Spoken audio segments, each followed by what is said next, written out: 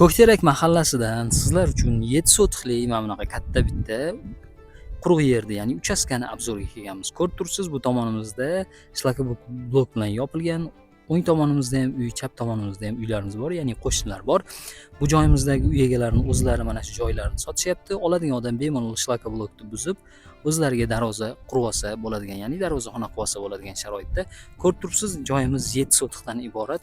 Bu tomonlarni ko'rsatdim. 3 ta daraxtlarimiz ekilgan, suv, svet, gazlarimizda muammolar yo'q. Ariqlarimizda suvlar oqib yotibdi. Mana gazlarimiz turbalari ham ko'rinib turibdi. Hammasi bor, svetda ham muammolar yo'q.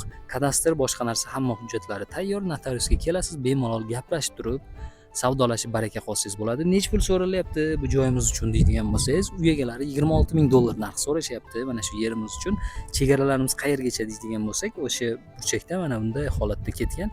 Mana bu joyimizdagi o'sha tapchanlarimiz bu yerda hisobida qoladigan va mana bundoq ketadi. Endi bu tomonimizda ham xuddi shunaqa mana shu bloklarimiz bilan birgalikda qilingan sharoitda, bu tomonimiz esa soyga qaralgan sharoit. Mana bu joyimizda ko'rib turibsiz, zaborlarimiz tortilgan.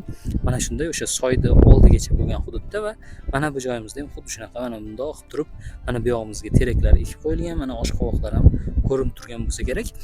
Mana shu holatdagi uyimiz. Soyga shundoq qilib o'tib ketasiz yoki bo'lmasa mana trassamiz ham katta mashinalar, yengil mashinalar hammasi o'tib yuribdi, ko'rib turibsiz.